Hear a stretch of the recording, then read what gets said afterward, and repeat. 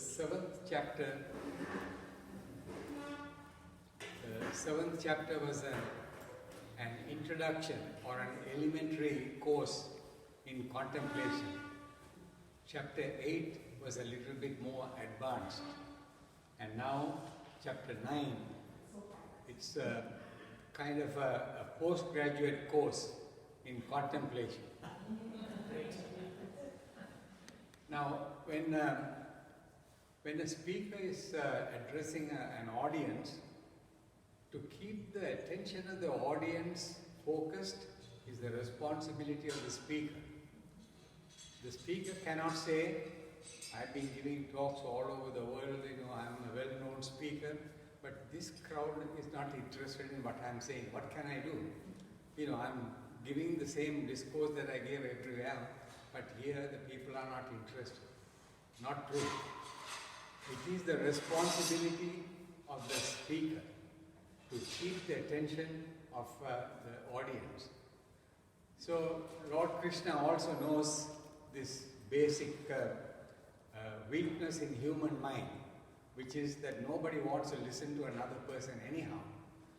So he starts off by saying, I'm going to give out a great secret. Guhyam in Sanskrit is a secret. So Guhyam, he says Guhyatanam. Guhyam is a secret. Guhyatara is a little bit more great secret. But Guhyatanam is the greatest secret that you can ever hear. Now a secret is what? A secret is something that you are not aware of at this moment. The moment you come to know what it is not a secret anymore. So Lord says, I'm going to give out the greatest secret that you would ever hear. And then he addresses or he qualifies that by saying, having known this secret, you would be free of all sorrows in your life. Now that would grab anybody's attention when somebody says that I'm going to give you a secret that is going to remove all your sorrows in your life. So that's how Lord Krishna starts chapter 9. He says, I'm going to give out the greatest secret. And then he goes out and advertises what this secret is all about. Now this advertisement is an art by itself. You cannot give a long description of your product as an advertisement. People will get bored by that. You cannot give too short an advertisement, and that way people won't know what you are trying to sell. One of the greatest examples was in the early 1900s. The Chevrolet company advertised one day, overnight. There were big billboards on all major freeways in this country. It says, Chevrolet, the car that takes you everywhere. So, if people are driving and when they see a big billboard that says, Chevrolet, the car that takes you everywhere, naturally the sales of that car increased tremendously. Now the only competitor was the Ford company. And Mr. Ford was the founder and the main man there. He said, I will come back with some advertisement on my own. And a couple of weeks later, he ordered his men to put out a billboard, half the size of what Chevrolet did. But he ordered that it be put just under their billboard. And what it says was, Ford, the car that brings you back home. There's so much implication there. The implication is that, Chevrolet will take you everywhere, but it will break down there. Ford is the car that brings you back home. One sentence. Ford, the car that brings you back home.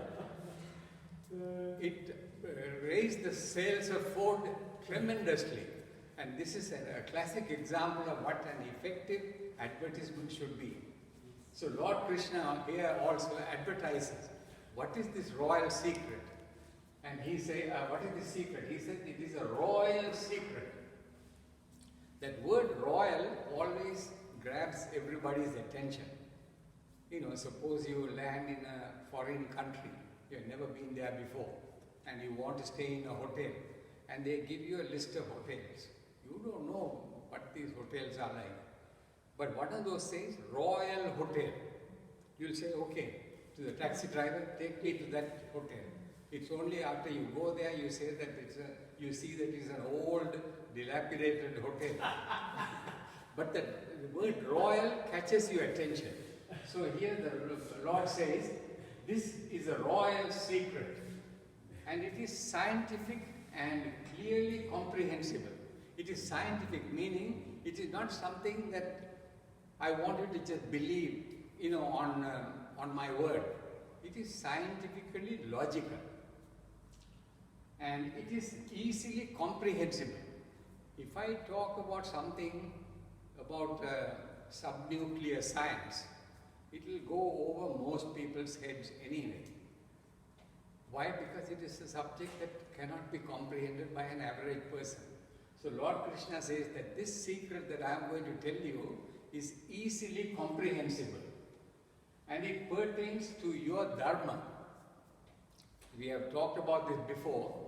Dharma is the essential nature of a thing. Like sweetness is the dharma of sugar. So a powder that looks like a white powder, that looks like sugar, may be sugar, but if it doesn't taste sweet, it is not sugar. Water has to be wet. If it looks like water, it might not be, but if you put your hand in there and your hand gets wet, that is water. So the dharma of water is the wetness. The dharma of sugar is sweetness. The dharma of salt is that salty taste, and so on. The dharma of you and me is that life principle, because without that, you and I are pure manure. It is that principle, that life spark in us, that makes us dynamic and sentient. So the dharma of every living being is that living principle called the Atman in our case. And that, this royal secret pertains to that dharma. And it is very easy to perform. And what you gain is permanent. So, you know, it is something that after you gain that, it is not that something that you have only for a short period of time and then it will disappear. What you gain is going to be permanent. And it is imperishable. And then the Lord says, those who disregard this will suffer repeated births and deaths. And that's the samsara, which most human beings have. We deny the obvious presence of the Lord and why we should pursue the spiritual path. Instead, we dwell on the sensuous life, this materialistic, worldly life. And when we do that, we suffer repeated births and deaths. They get easily sucked into sense pleasures and live an animalistic life, not realizing the dignity of their essential selfhood. Now, in Krishna Avatara, I don't know whether any one of you have listened to that talk by Swami Chinmayananda. It's a 2-hour talk on Krishna Avatara. There is a beautiful example there. It's a story of Lord Krishna that Swamiji was saying. Here, Lord Krishna is going to be born. His mother Devaki and husband Vasudeva are in prison. Why? Because Kamsa was told by an astrologer that the next child that Devaki is going to bear is the one who is going to kill him. So he had his sister and the husband in prison, so that when the baby is born, he was going to kill the baby. So that night, when Lord Krishna was born, he was born in the prison in the night, and the Lord gives instructions to his father, because he knows this is Lord Vishnu himself who has taken this avatar. So he tells his father, take me across Jamuna river to the village outside there, and you give this baby to such and such place, and there is a female child that is born to that family there. You bring the child and put the child in here. This is the instruction given to Vasudeva. He is an ardent devotee of the Lord and implicitly follows everything. So there is a basket there. He puts Lord Krishna in there, puts the basket on his head and starts walking. Now it's a jail, but again, this is the Lord working through all this. The guards are fast asleep, and the door opens for the prison, and Vasudeva walks out. He doesn't know that it is raining heavily, and Jamuna was in floods. When he reached the Jamuna banks, it was in floods. But Vasudeva had the basket with Lord Krishna in it on his head. He steps into the water. He walks into the water, and as he walks in, the water level keeps rising.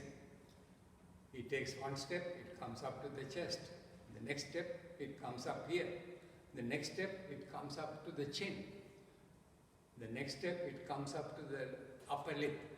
Now, one more step, if he takes, it is going to come up to the nose, and he is going to drown.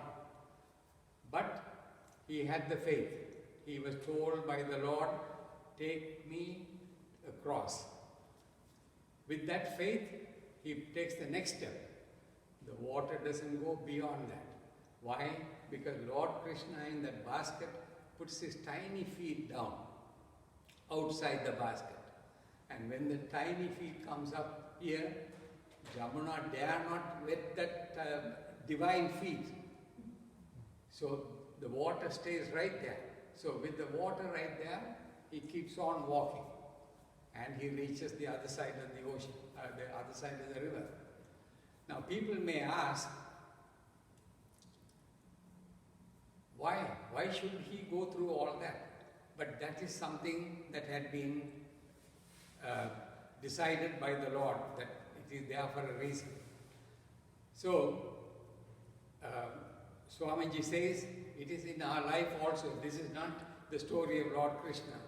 As long as we carry the Lord in our head, the basket is the cranium, this skull bone that has the brain in it. That is the basket. In that basket is our brain.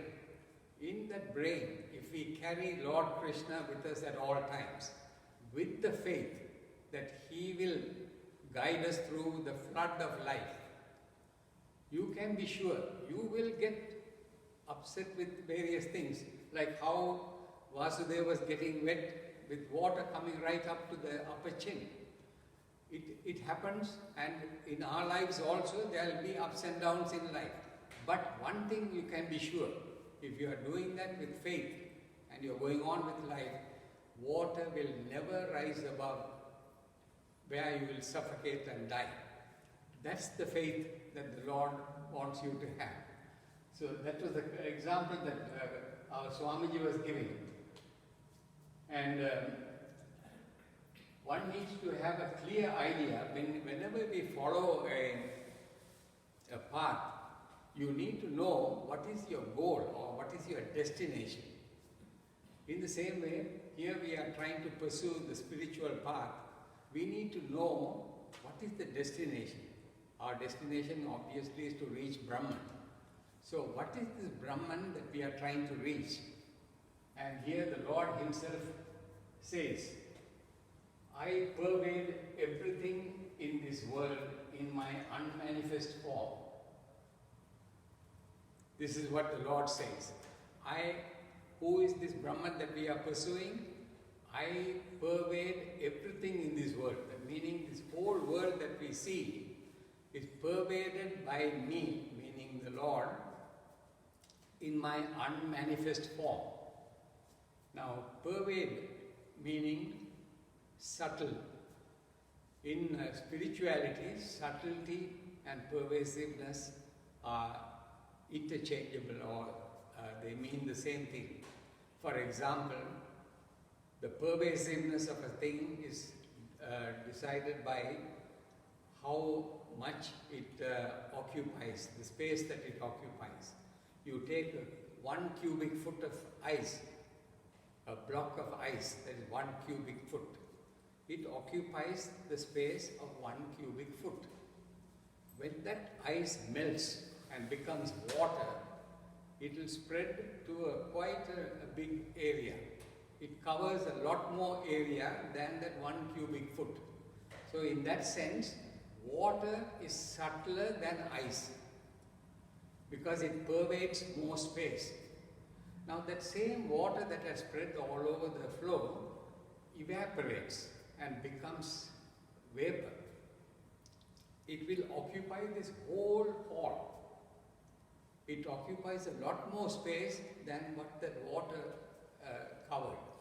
So that water vapor, that steam, or whatever it is, that is subtler than water. So the gas is subtler than the liquid is subtler than the solid. So the pervasiveness is that. Now in spirituality, the most subtlest thing that we know, like what we know in our human life, is space. Space pervades everything in this world. There is nothing that does not have space. So space is the subtlest of all the things that we know. Now, even that space is something that our consciousness is aware of. Therefore, consciousness is more pervasive than space. That's why that consciousness is nothing but the Lord Himself, the pure consciousness. Therefore, the pure consciousness is the subtlest and the most pervasive of all the things in this world. So one can imagine when the Lord says, I pervade everything in this world, that exactly is what the meaning is. He is present in everything in this world because He is the subtlest of all the things in this world. So what is the relationship between the finite and the infinite? The Lord is the one who pervades everything. So if in you and me, the Lord is in there. So what is the relationship between the Lord and us? The finite and the infinite. The Lord says, they are in me, but I am not in them. We talked about that in the previous chapter. The Lord says, they are in me, but I am not in them. It seems like a paradox. How can something be in something and that is not in them? Like all ornaments are in gold is in all ornaments, and all ornaments are in gold. All the waves are in the ocean, and the ocean is in the waves. This is what we know. But the Lord says, all the waves are in the ocean, but the ocean is not in the waves. So what does He mean by that? It is a relationless relationship, which He says, all the waves are in the ocean, but the ocean is not in the waves. When a wave is born, you take the ocean. When a wave is born, the ocean is not born. The wave becomes big. The ocean does not big just because the wave becomes big. And the wave collapses and dies. The ocean does not die. So that's the meaning, that the waves, the destiny of the waves is not the destiny of the ocean. Another way of looking at it, and I have mentioned this again before, that example of the rope and the snake. In the twilight, there is a rope that is coiled up there, but I don't see the rope for what it is, and I think it is a snake. I have this illusion that it is a snake. Now, the rope tells me, if not for me, I would not have the illusion of the snake. Isn't that true? The rope is saying, if I was not there, I would not have the illusion of a snake there. But the snake that I perceive does not have any part of that rope in it. The rope is not part of the snake at all. But if not for that rope, I would not have the illusion of the snake. And I hope you understand that. It is that relationless relationship, that they are all in me, but I am not in them. And our Swamiji says, even if you don't understand anything in Vedanta, if you understand this one little concept, that they are in me, that I am not in them, you have got the best benefit of spirituality. Meaning, anger is in me. So, just remember, they are in me. When you get angry, you remember, they are in me. That anger is in me, but I am not in that anger. So, when you are not a part of that anger and you withdraw yourself from that, that anger cannot sustain itself, because that anger was given power to exist and to do whatever that it's going to do only because you are lending your power. When you say that I'm not part of that anger just disappears after a while, because it cannot sustain itself. So the idea is, we say to ourselves, they are in me. Whatever that's going on in our mind, anger, jealousy, fear, whatever that we go through in our lives, they are in me, but I am not in them. It's an exercise that we need to keep on reminding ourselves. And once Gurudev says that if we master that, we have mastered the art of living in this world, because nothing could affect us at that point once we have mastered that concept. The illusion of a snake came because of me, but I am not part of that snake. The waves have no separate existence from the ocean. In the same way, you and I have no separate existence from the Brahman. Brahman himself is what this whole world is all about. Similarly, we are all nothing but Brahman and have no separate existence from him. If a wave realizes, if one of those waves on the ocean realizes that he is nothing but the ocean, the moment he realizes that he is nothing but the ocean, he looks at all the other waves and says to himself, they are all me, the same wave in a different shape and form out there.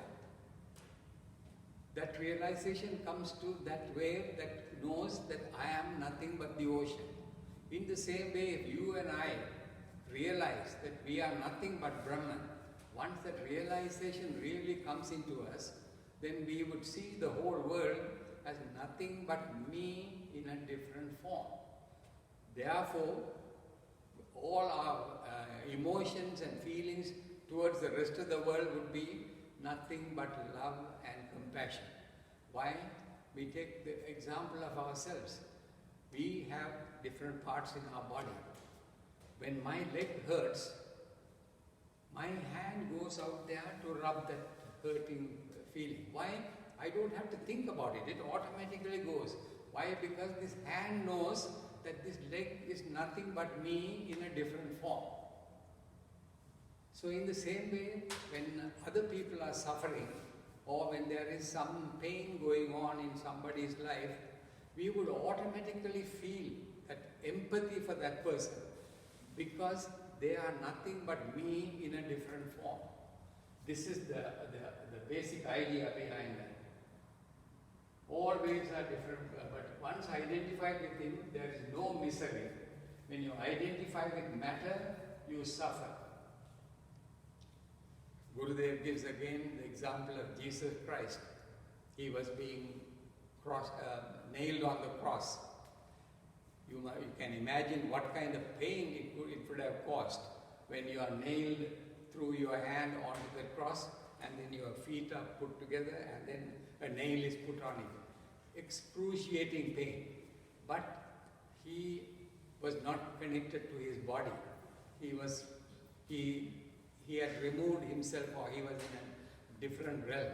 And because He was in that realm, He was able to say, Lord, forgive them, for they do not know what they are doing.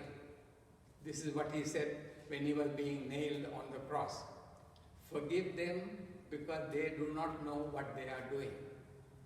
Now the same Jesus Christ, after some time being on the cross, and He had been bleeding, and He is thirsty, and He asked for water, and He is given vinegar to drink.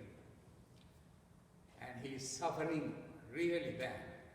At that point, He identifies with His body, and then He says, Lord, why have you forsaken me? When He says that, He obviously has identified with His body. That's why He says, Lord, why have you forsaken me? Why are you letting me suffer, in other words? Why? Because He's identified with that body. Earlier, He was not identified with the body, and that's why He was able to say, forgive them, for they do not know what they are doing. So this is how we also, when we identify with the body, we go through all the sufferings in this world. When that identification is reduced to a great extent and ultimately completely removed, all sufferings in this world end. All the happenings in this world takes place in Him, but He is not part of anything, and He is, and He is not affected by them. Now, when the Lord keeps on saying all these things, it gets a little confusing. So He gives this example to Arjuna. He says, consider air that is existing in space. There is air that exists in space. This air goes through many changes. When it is blowing very softly, it's a breeze that we enjoy. A nice breeze that is flowing through, and we are enjoying that. When that breeze gathers a little bit more speed, it becomes a wind. So we say, okay, it's a little windy out there, and we want to be, sheltered from that wind. That same wind, when it gets a little bit more fast, then it becomes a storm. And when it becomes a storm, it can destroy so many things in its path. We see that very often. So the same air goes through these different changes. It's a breeze, and then it becomes a wind, and then it becomes a storm, and when it becomes a storm, it causes devastation all over. All that devastation and destruction that it causes are in space, because the air exists in space. But space is unaffected by all these happenings. Although it is happening in space, none of these destruction and devastation affect space. In the same way, all these things that are happening in this world are happening in Him. But He is unaffected by all these. That's the meaning of what the Lord is saying, that He is unaffected. The gross can never restrict or condition the subtle. The subtle can never be controlled by the gross. The typical example is, if somebody is being imprisoned, you lock him up in the jail. You can only lock his body up. but you cannot prevent his thoughts from being with his family. Bodily he is in prison, but his mind is with his family, enjoying company with his wife and children. No law can prevent that from happening. Why? Because these physical things cannot control the subtle. So that's what he is saying. The gross can never restrict or condition the subtle. The Lord has said that the world of matter consists of 5 great elements.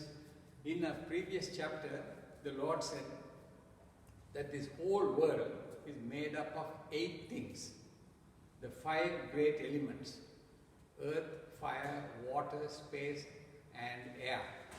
These are the 5 great elements, the Mahabhuta. These 5 great elements with mind, intellect, and ahankar, ego, the 8 factors.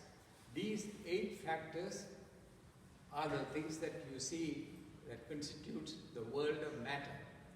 And that, the Lord says, is my lower nature.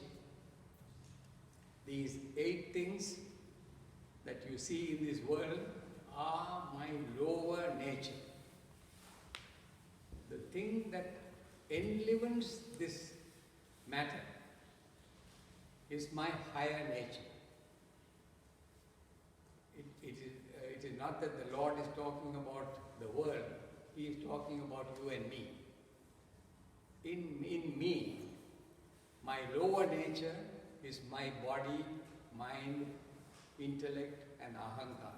That makes up my lower nature. That life spark in me that enlivens all this matter is my higher nature.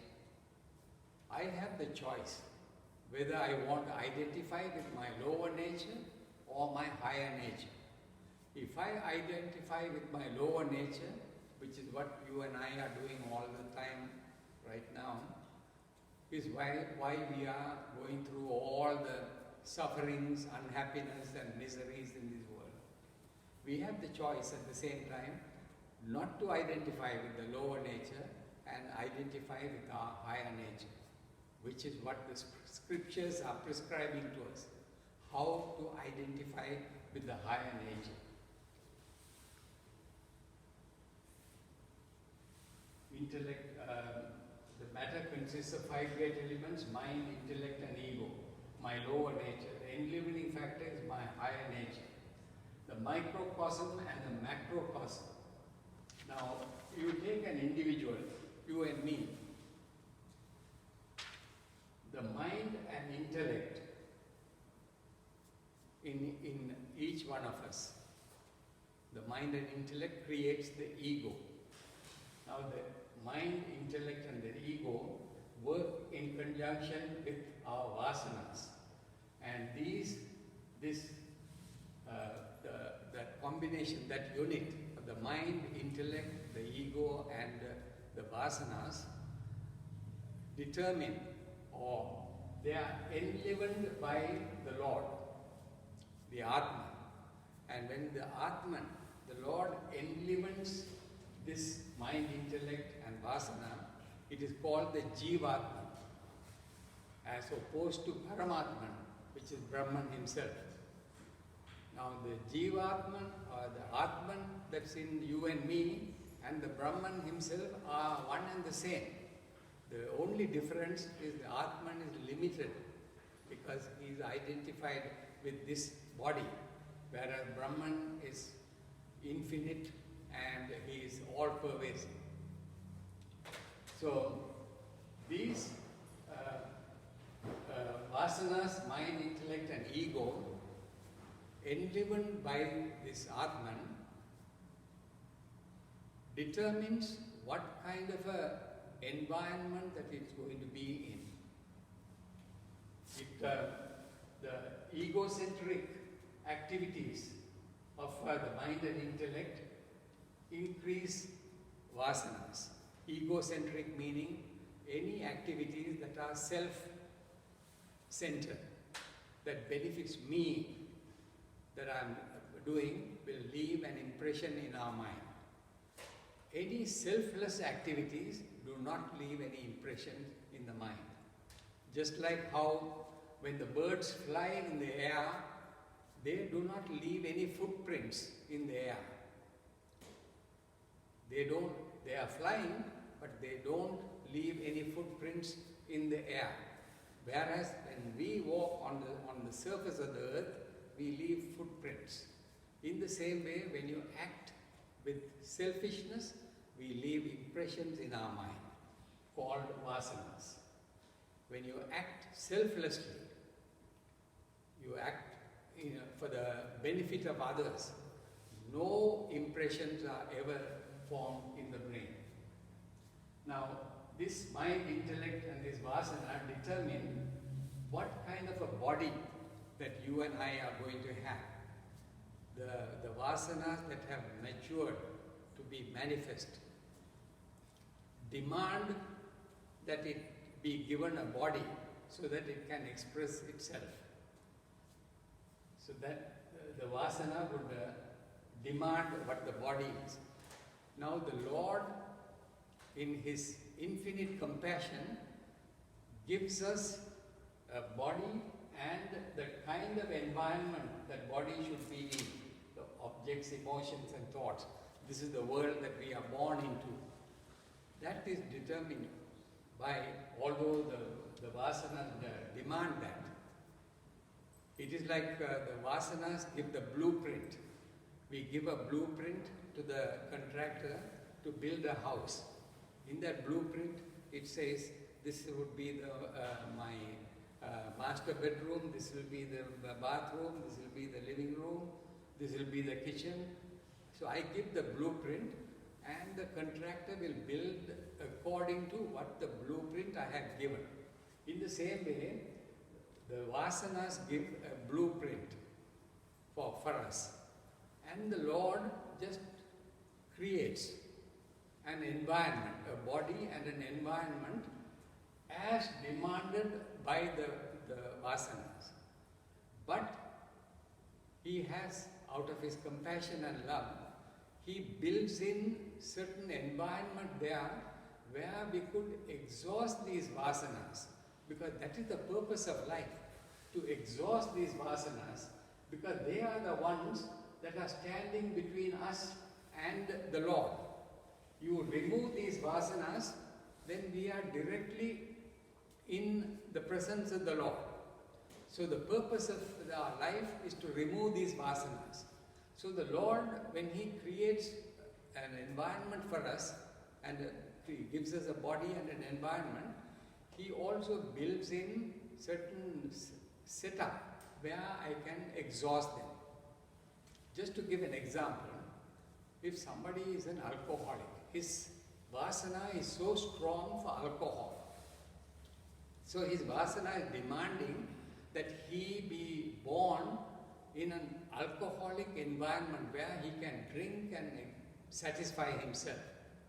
So he was born to alcoholic parents because that's what his vasanas demanded, and he grows up and becomes a bartender.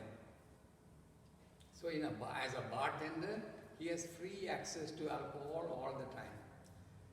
But because the Lord has compassion, He had given a setup that He has a loving and compassionate wife who adores the husband and does not criticize him or berate him for what he is doing. And two loving children that look up to the father and adore him. Now, in that environment, how can he get drunk and come home every night to a loving wife and two children who are looking up to him? And in addition, since she goes to church, he also goes to church, and because he, is fairly good at what the teaching in the church happens, they made him a lay preacher. The priest had made him a lay preacher, meaning one of the congregation. So when the priest is not able to give the sermon, he calls in this man to give sermons. So now he is in an environment where he has at home a loving wife and 2 children who look up to him. In the community, the people look up to him because he is a lay preacher. Now he has an image to maintain. How can he drink and be a drunkard out there, even though he is a bartender? He cannot drink, although he has access to all that. So his vasanas demanded all that, but the Lord had given him that kind of an environment where he would be able to control that drinking and get rid of that vasana. So that, now he has the choice. In spite of all that, he can say, to heck with all that, and keep on drinking. He doesn't care about the family or the community, and he can keep on drinking. That's his choice. That means, he'll only accumulate more vasanas and get deeper and deeper into trouble and sins. But the Lord had given him the opportunity to get rid of his addictions. So that's how the mechanics work. So that's the microcosm. So you and I have a body and we have our own private world. My own private world means my own family, my own job, my own bank account, my own friends, my acquaintances, my temple that I go to. So this is my private world. I live in this private world. And in the evening, after a long day's work and activities, I get tired and then I go to sleep. When I am in deep sleep, what happens to my private world? Am I a husband? Am I a father? Am I an employer, an employee, or what? What happens to all that when I am in deep sleep? What happens to my private world? That private world that I had merges into unmanifest form when I am in deep sleep. And when I wake up in the morning, refreshed, that whole world comes right back again. In spiritual terms, when I go to sleep and my manifest world becomes unmanifest, that is called the deluge. And when I wake up in the morning, this unmanifest becomes manifest again. That's called creation. This is what happens in our daily life every single day. This creation and deluge happens every single day. Now, the total mind, if you can imagine that, we are talking about my private world, which is created by my own mind. So my own mind projected my own world. Your mind created your own private world. His mind created his own private world. See, this total mind in this world is what created this whole world.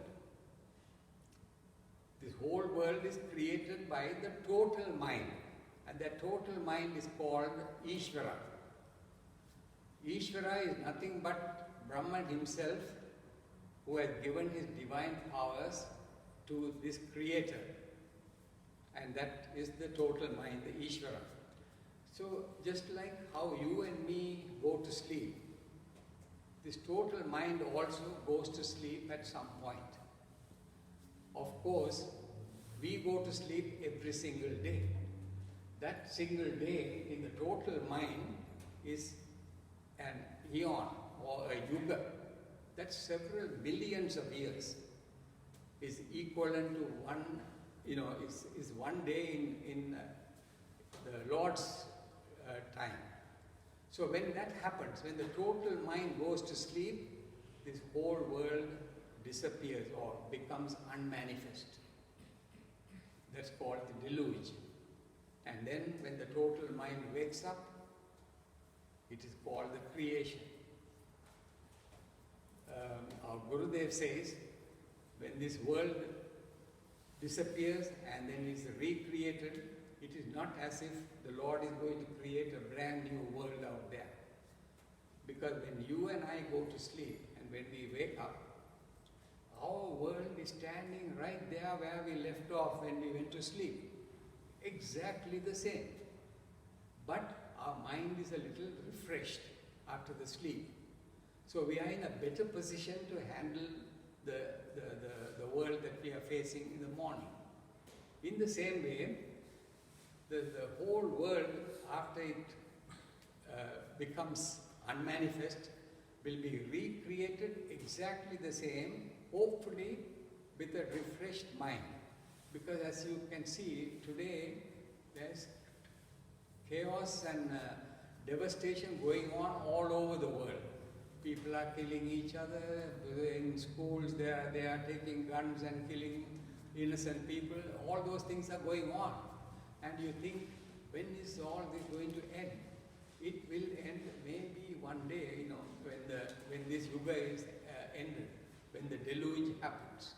And when the deluge happens, and when the world is recreated, it will be recreated the same as it was before. Lord Krishna very clearly says that. It will be the same, except that the people will be given a chance to change. So if we change, then the world will change. Our Gurudev also gave a good example, a beautiful example. This Ganges river is polluted, as you all know. People throw all kinds of garbage into that river. Even dead bodies are thrown into the river. And the government of India had been spending a lot of money to clean the Ganges.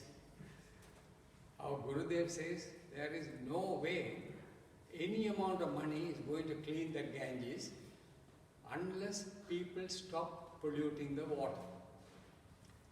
You stop polluting the water, the river automatically cleans itself. Why? Because the river is coming from the mountain and it is going and emptying into the ocean. If you don't pollute, all the dirt will be washed into the ocean eventually, and the Ganges would be clean.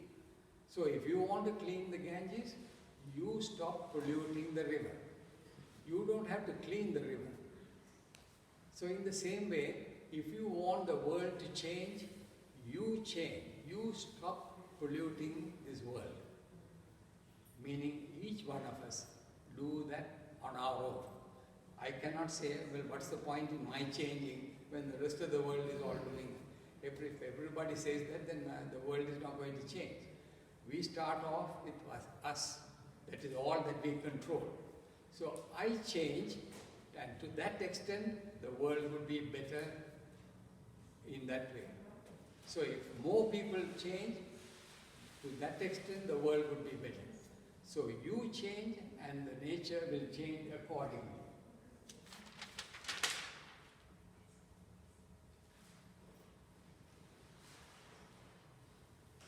Egocentric actions leave impression to the mind, setting up repetitions of such actions.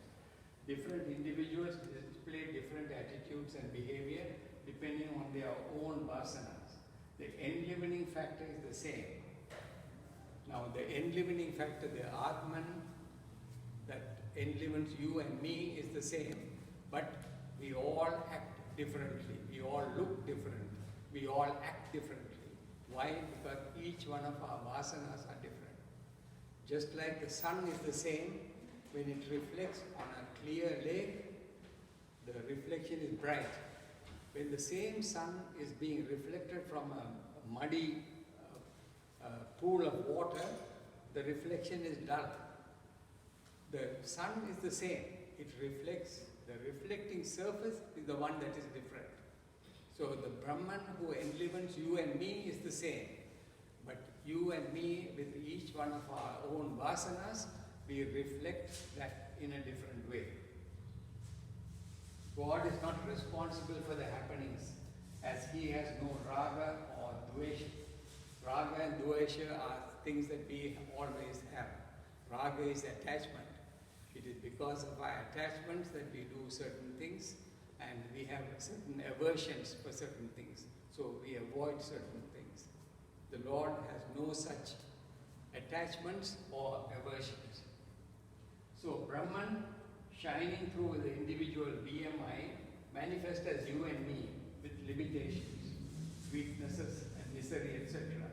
The same Brahman shining through the Creator is all blissful, compassionate and loving. In the presence of the sun, life exists. Now we cut trees all over the world and create global warming and all the chaos that we are seeing. Nature is not causing all that. The sun faithfully shines every day and it creates the vegetations all over the world. We are the ones who are causing the chaos in the nature. When we stop doing that, nature will reciprocate in a positive way towards us. Ignoring one's true nature and pursuing materialistic pleasures exclusively, one comes to suffer disappointments and frustrations. Everything is unstable. All that one strives for in his entire life could get wiped away.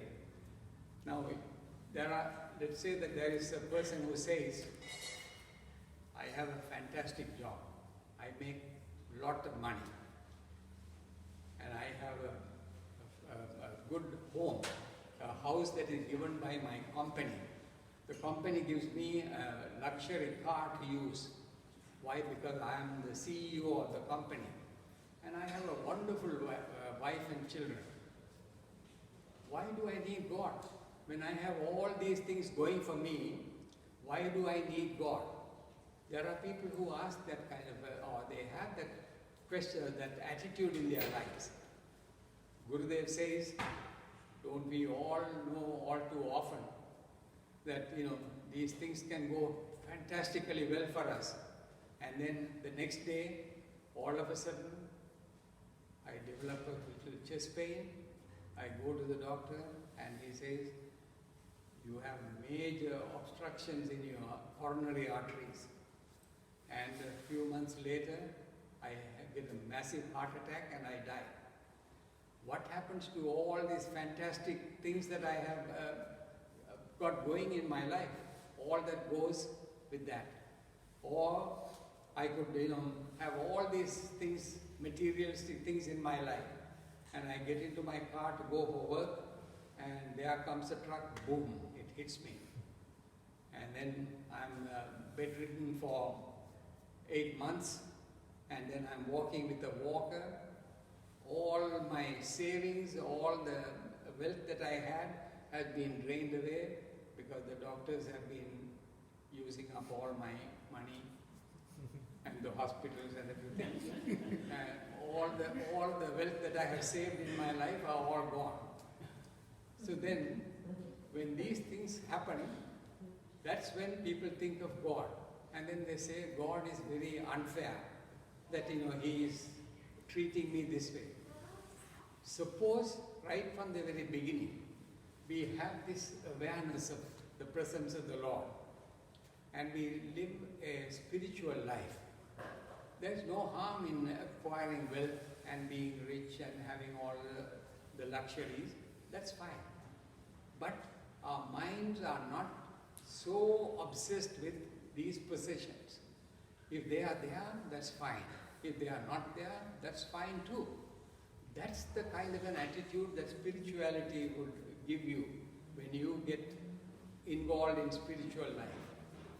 So when a spiritual person experiences these kinds of setbacks in their lives, they are able to kind of deal with them and bounce back. And even when they are living this good life or bad life, they have a certain peace of mind that cannot be described in terms of dollars and cents. That peace of mind and happiness that one experiences when you have this confidence and faith. Now, the faith that we are talking about is belief that is reinforced by logical facts. Belief is something that you have in something that you don't know. So I believe in something. There are people who believe in God. And when they believe in God, and when a tragedy happens in their lives, they lose all that belief. They say, what kind of a God is this, that he would give me this kind of a tragedy? But if that belief, when they have that belief, you reinforce that belief with facts, the facts that you can get from scriptures. These are not just blind things that are being told to you, but logical facts that are being presented to you. And when those logical facts are given, you reinforce this belief little by little. And then that belief becomes faith. Once it becomes faith, whether you are hit with tragedies or not, it will withstand all kinds of adversities. So have faith in God that He will be there and He will help you, and it will happen in your lives. In this entire life could get wiped away, but when that kind of a thing happens, when you don't have faith in God and you try to acquire wealth and you live a materialistic life, and when that gets wiped away, you get angry. And that's when you become violent and you cause destruction in this world.